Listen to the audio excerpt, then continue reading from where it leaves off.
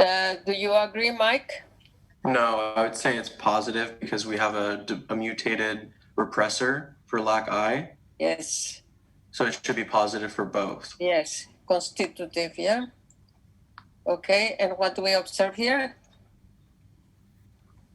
Positive. Positive, positive. Yes, so it's constitutive. And for lactose? Positive.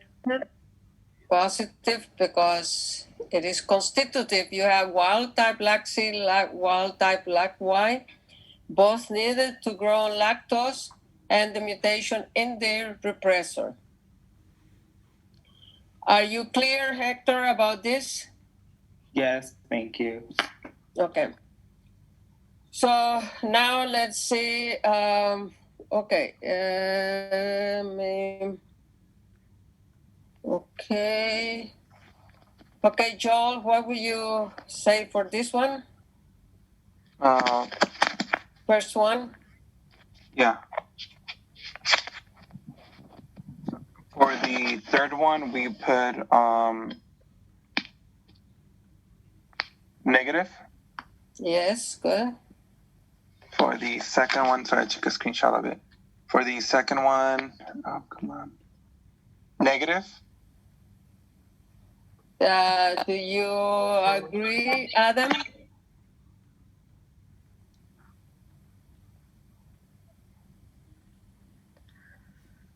Okay, let's see. Didn't hear me probably. Saida, do you agree? We put positive. Yes, it is positive.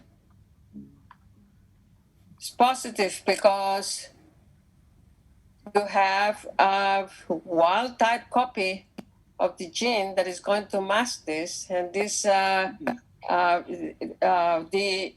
repressor is transacting and is inactivated in the presence of the inducer.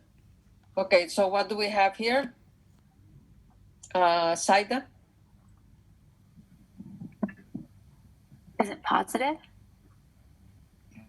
I feel like it's negative. Without inducer? But it should be negative then. Without inducer is negative because the repressor, the mutation in the repressor gene is recessive. And here? Positive. Yeah. And growth on lactose? Positive.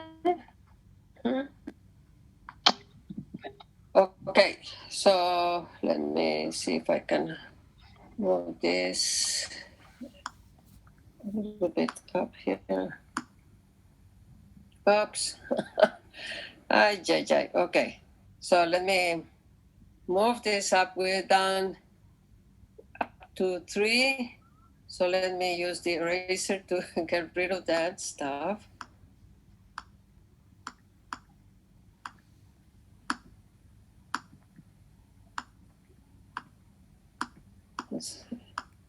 That's what happens when you do it here without just. Okay. I have a question.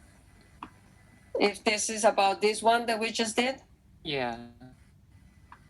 who is talking, please? This is Michelle. Yes. For the number 3, on the permease without inducer,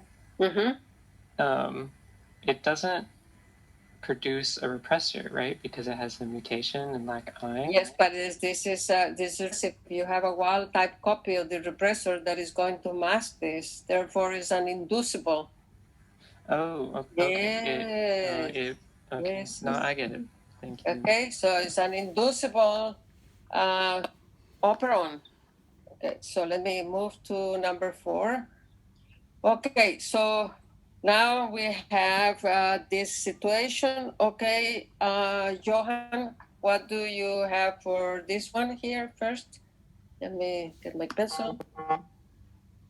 So since the promoter is mutagenized, it's a mutant. It's mutant, not mutagenized. It's mutant. It's a mutant. So I think for all of them it will be a minus. You have 2 duplexes of DNA, one carrying this information. one carrying this other information. This promoter regulates what genes? The Z and Y. Yes, but all of the Z and Ys that are on this cell, Only the top one. only the top one. Yeah, only. This is as a cis-actin. Sites are cis-actin. It can only affect this. So you cannot express anything from here. It doesn't matter whether they are positive or negative. They're not going without a promoter. You just learned the RNA polymerase binding site. There's nothing here. You have a repressor mutation in the repressor gene, and you have wild type copy that is going to mask this. So you're going to express this gene in an inducible manner, which means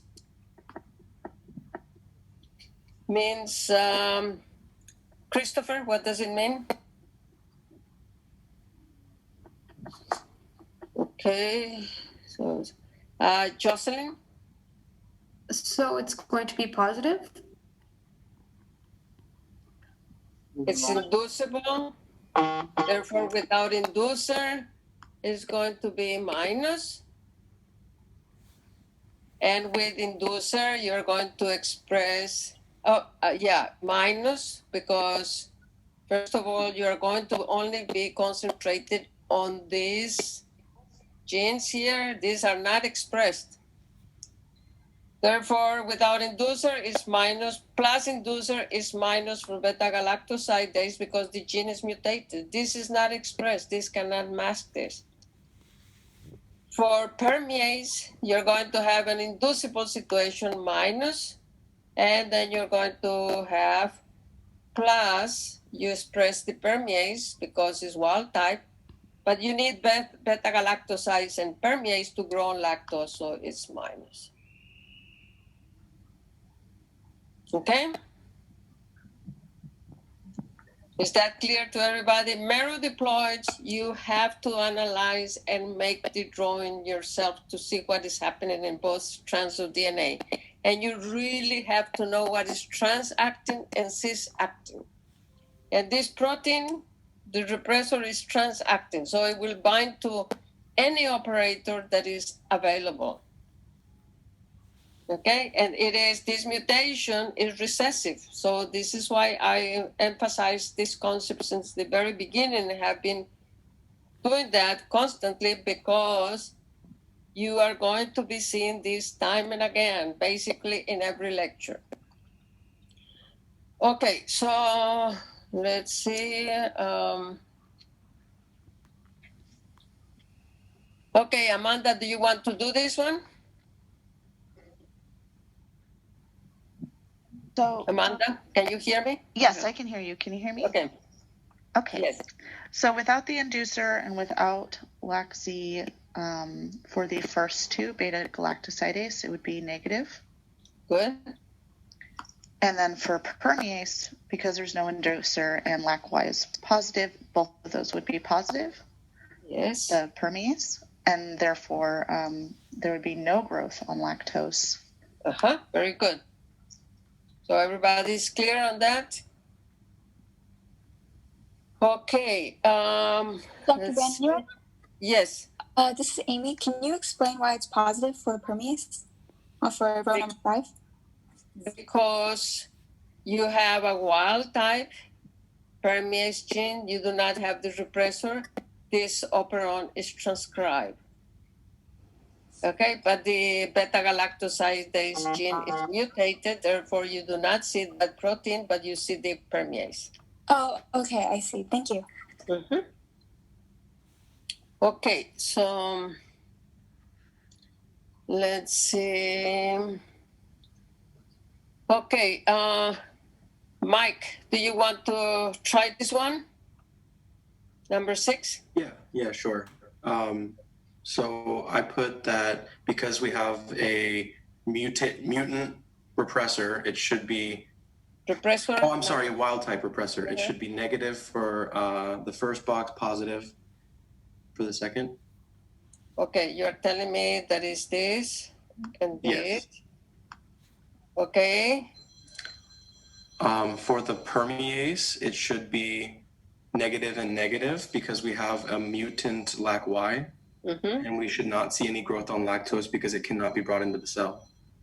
Okay, and how about this? I was a little confused on the LAC-O constitutive mutations. So what are those? Mutations on the the operator, Okay, but the So the- constitutive proteins with it. they are constitutive and they are dominant.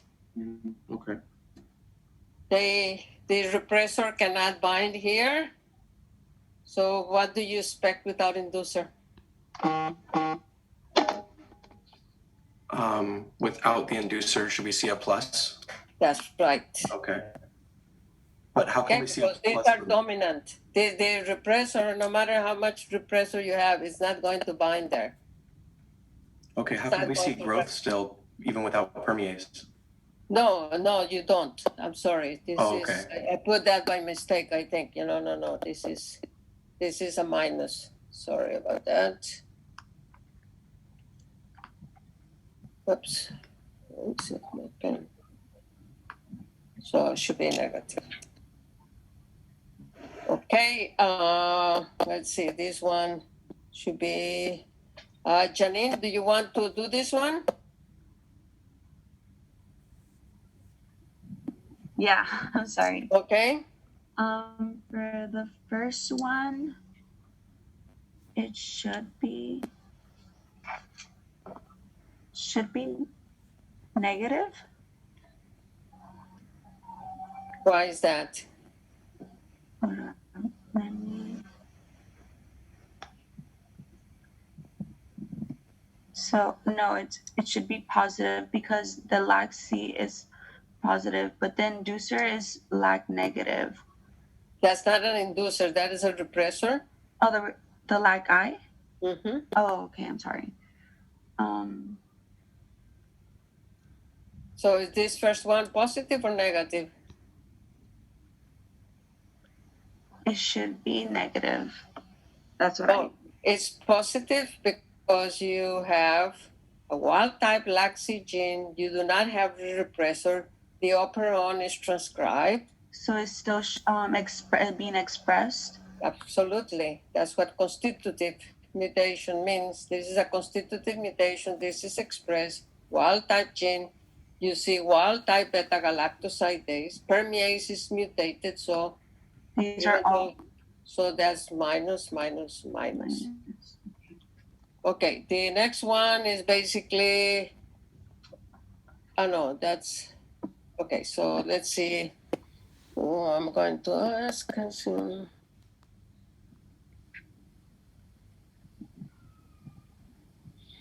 Okay, Max, do you want to try this one?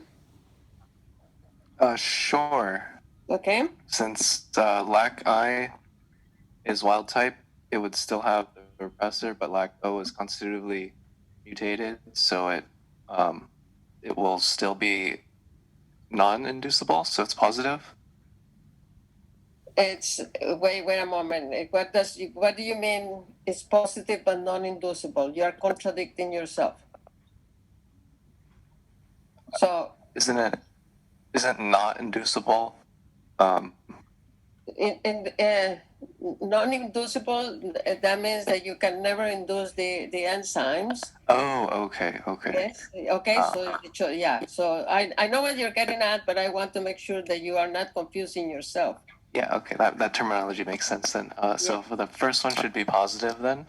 Yes. As well as the second one because LAC-Z is still wild type. Yes. And since LAC-Y is the mutated one, it should be negative for both and no lactose growth. That's right. So now you see this is as a dominant mutation. Doesn't matter what you have here for the repressor, whether the repressor is present or not, it will be, it's a dominant mutation. By definition, you are going to express, it's going to affect the genes next to it. So you have to be careful when you have this with a marrow diploid, because this affects only the genes on they're adjacent to it, not on another DNA duplex. Dr. Benuet, Yeah. I don't know if it'd be possible if you'd have time, but would you be able to give us an example of what a marrow diploid of that would look like row 8? Yeah, so you will have, let's say, you will have, just to make it simple, you have Lac-I plus, Lac-I plus, Lac-OC here, and Lac-O plus. And let's say Lac-C plus, Lac-Y minus, and here Lac-C plus, Lac-Y minus. Basically the same genotype, except that here you will have OC over O plus. Okay. And so that would be, so if everything is exactly the same, then this will be dominant and will allow expression of beta-galactosidase in a constitutive manner. It will be negative for permease because in both DNA strands it will be negative and no lactose growth. Now, if you have a situation where you have O plus, and let's say you have Lac-C plus or Lac-C minus, doesn't matter. And here you have Lac-Y plus. Okay, so let's see if I can write it. It's kind of cumbersome. I'm going to do it just like this.